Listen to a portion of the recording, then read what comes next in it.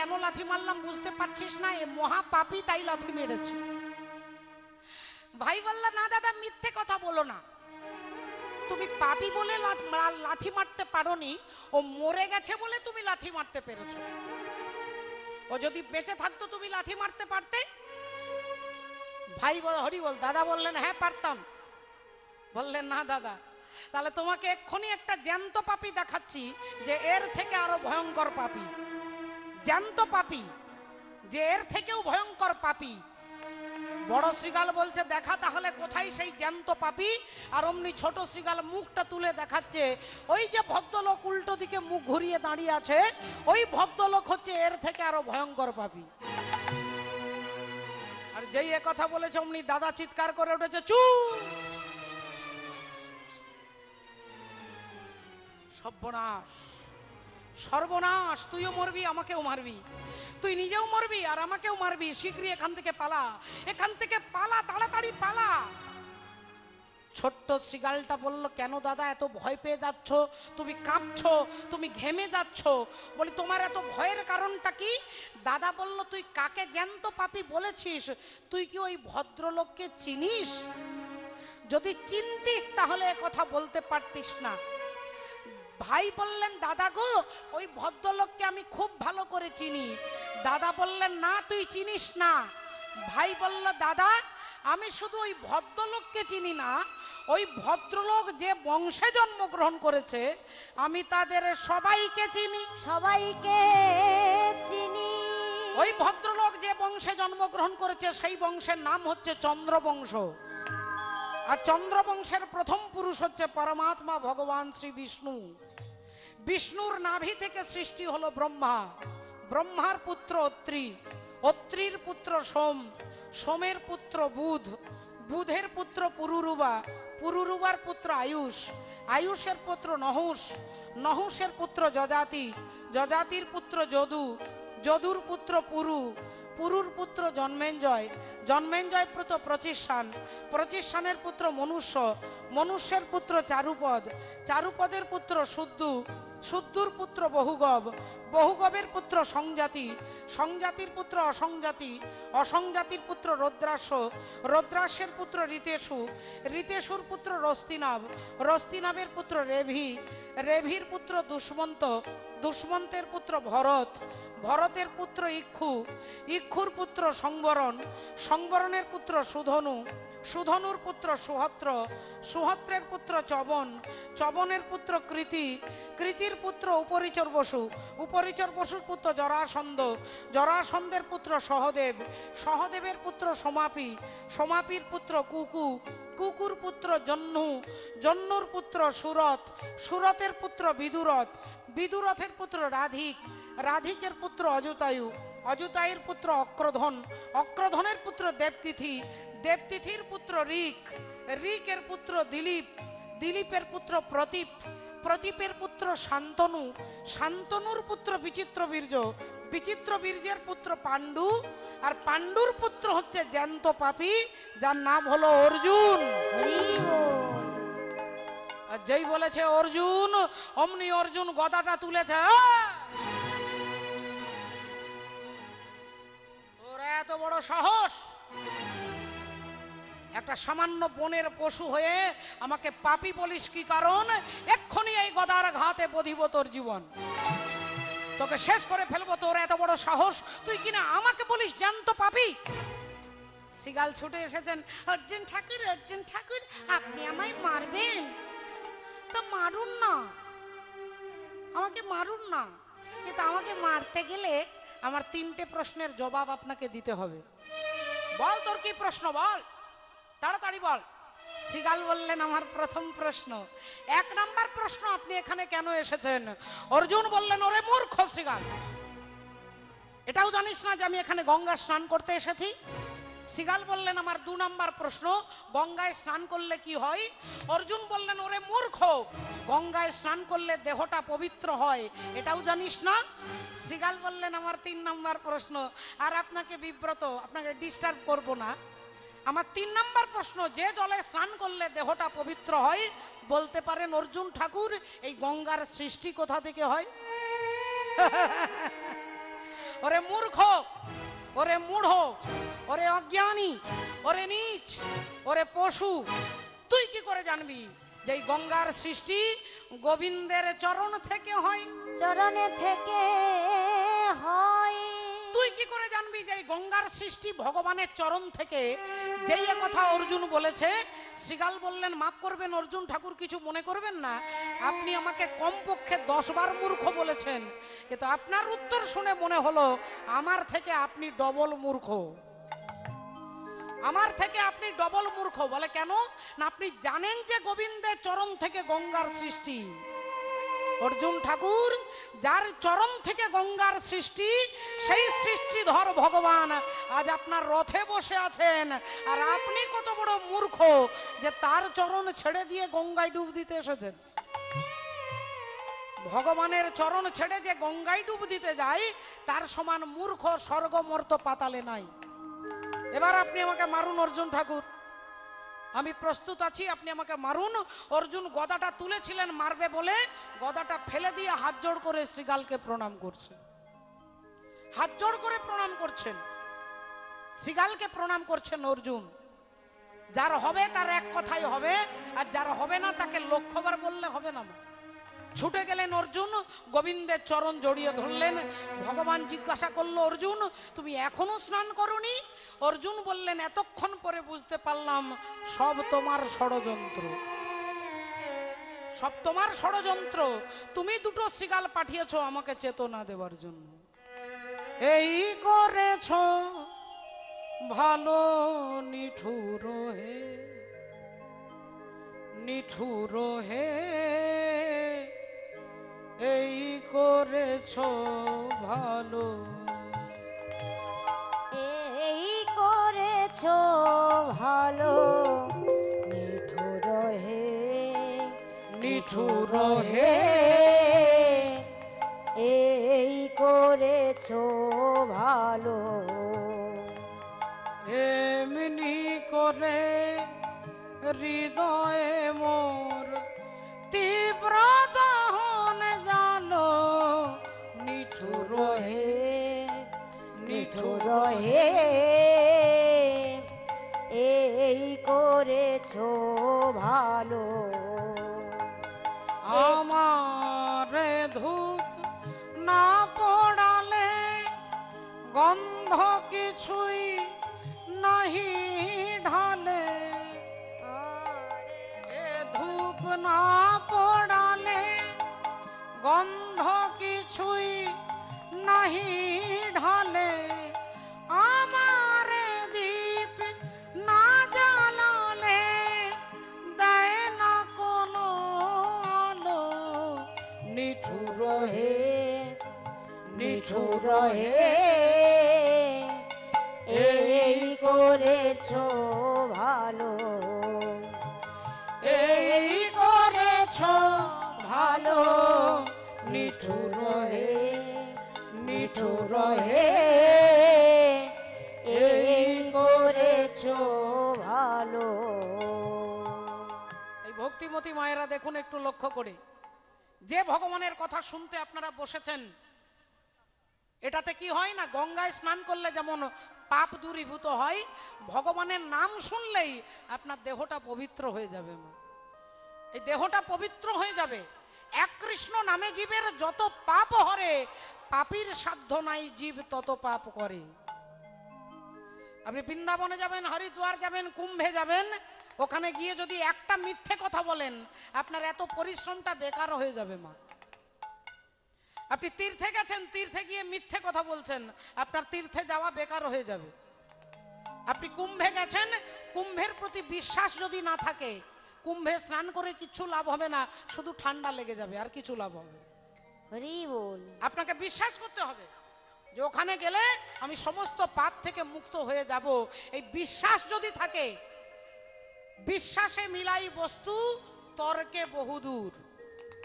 কিন্তু ভগবানের নাম আপনি বিশ্বাসে করুন অবিশ্বাসে করুন, নাম আপনার কাজ করবে। দস্যু রত্নাকর মরা মরা মরা মরা বলছিলেন, এই মরা মরা বলতে বলতে রাম হয়ে গেল, আর রাম বলেই তিনি কি হলেন না, দস্যু রত্নাকর পণ্ডিত বাল্মীকি মুনি হয়ে গেলেন। তাই চৈতন্য ভগবান বললেন কলির জীবের জন্য একটাই ব্রত, একটাই কথা, সেটা হচ্ছে কি হরিনাম সংকীর্তন। হাসি মাখা বদনে ওগো ছল ছল নয়নে, আনন্দ কাননে মন ভ্রময়নিবা। সবাই উলুধ্বনি হরিধ্বনি দিয়ে মাগো, হরি বলো রাধে রে আমার হরি বলো মনে রে আমার হরি বলো মনে রে আমার হাসি মাখা বদনে।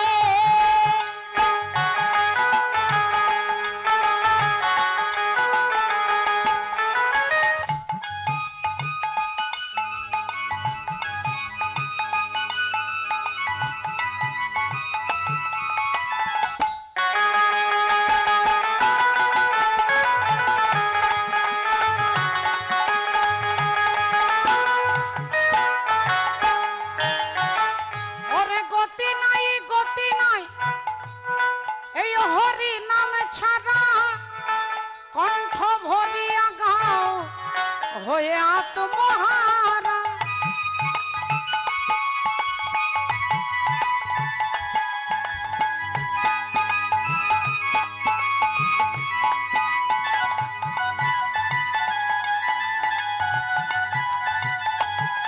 আহা গতি নাই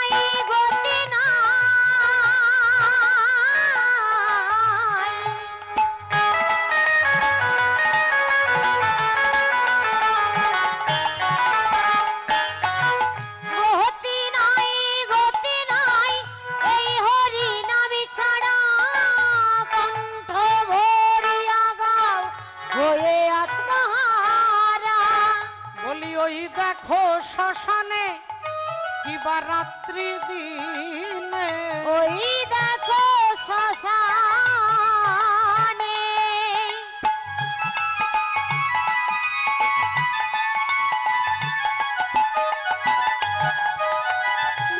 ওই দেখো শ্মশানে কিবা রাত্রি দিনে। ওগো পুড়িতেছে মানুষের কত অহংকার। হরি বলো মনে রে আমার, হরি বলো মনে রে আমার একবার, হরি বলো মনে রে আমার একবার, হরি বলো মনে রে আমার একবার, হরি বলো ও মনে রে আমার।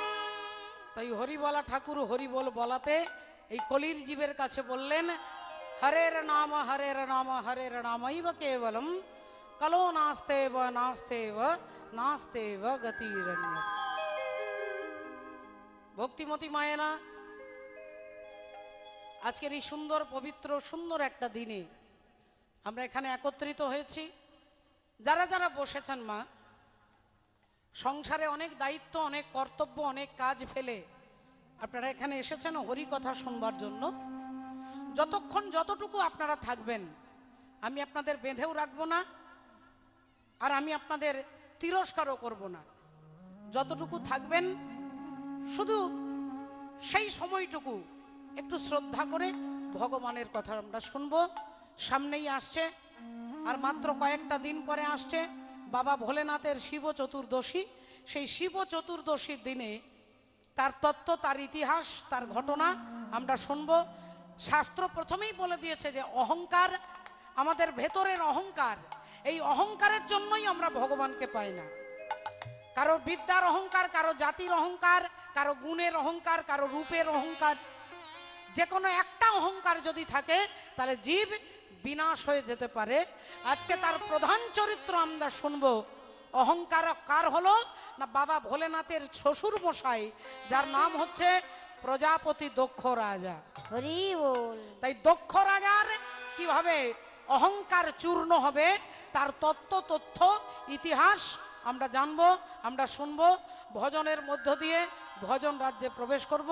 একবার সবাই মিলে বলবো, বলো ভগবান কৃষ্ণচন্দ্র কি জয় बोलो राधा रानी की জয় बोलिए भागवत महापुराण की জয় अनंत कोटि भक्त वृंदों की জয় निताई गौर सीता सीतानाथ प्रमानंदे हरि वो तो गली गली हरि गुण गाने लगी ऐसी लगी लगन मेरा हो गई मगन। वो तो गली गली गली हरी गली गुन गाने लगी ऐसी लगी लगन मेरा हो गई मगन।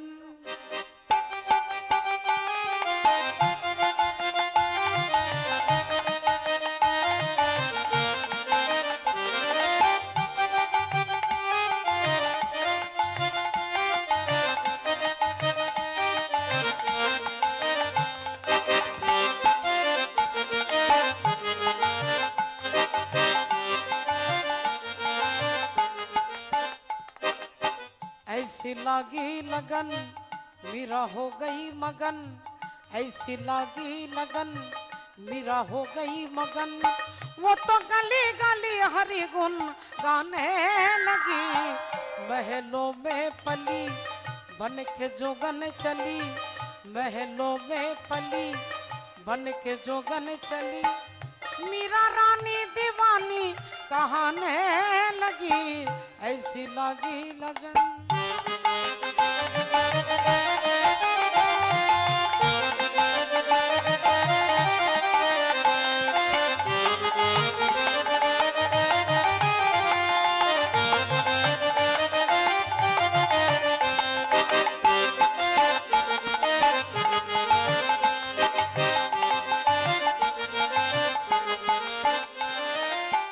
कोई रोके नहीं कोई टोके नहीं कोई रोके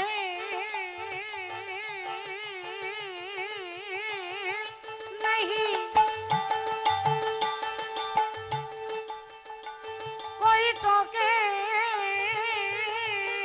नहीं कोई रोके नहीं कोई टोके नहीं मीरा गोविंद गोपाल गाने लगी बैठी संतों के संग रंगी मोहन के रंग मीरा प्रेमी प्रीतम को मनाने लगी। वो तो गली गली हरी गुन गाने लगी ऐसी लगी लगन मीरा हो गई मगन। वो तो गली गली हरी गली गुन गाने लगी ऐसी लगी लगन।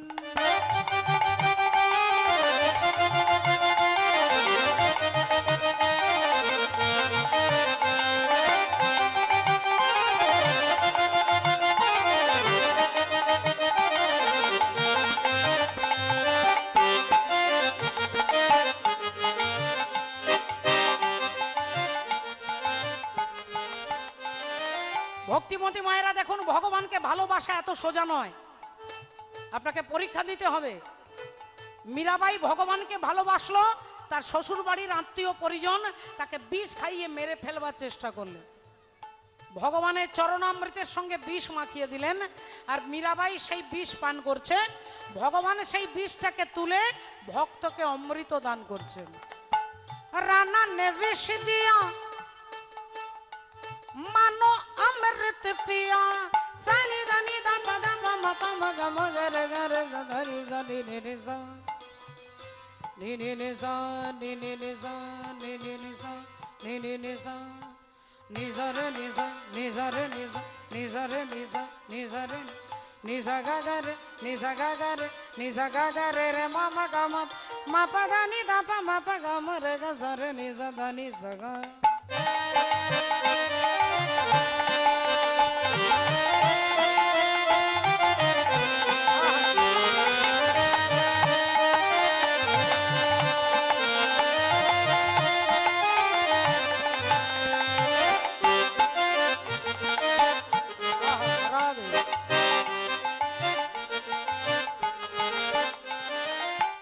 राना ने विष दिया मानो अमृत पिया वो तो सागर में सरिता समाने लगी, वो तो गली गली हरी गुन गाने लगी।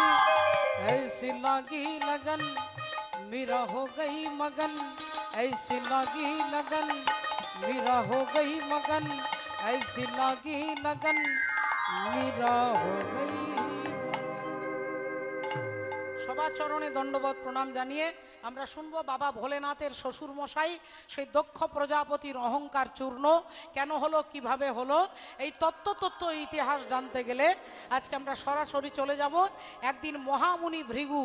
আর সেই ভৃগু মুনি তিনি যজ্ঞ করছেন, তিনি স্বর্গ মর্ত পাতাল সবাইকে নেমন্তন্ন করেছেন। তাই ভৃগু মুনির যজ্ঞের অনুষ্ঠানে, যেমন এই বাড়িতে অনুষ্ঠান হচ্ছে, আপনারা এসেছেন, পাড়ার লোকে এসেছেন, আত্মীয় পরিজন এসেছেন। এই ভৃগুমুনি যজ্ঞ করছে, স্বর্গ মর্ত পাতাল সবাইকে নেমন্তন্ন করেছে। একদিন ভৃগুমুনি যজ্ঞ আরম্ভিলা, একদিন ভৃগু মুনি যজ্ঞ আরম্ভিলা।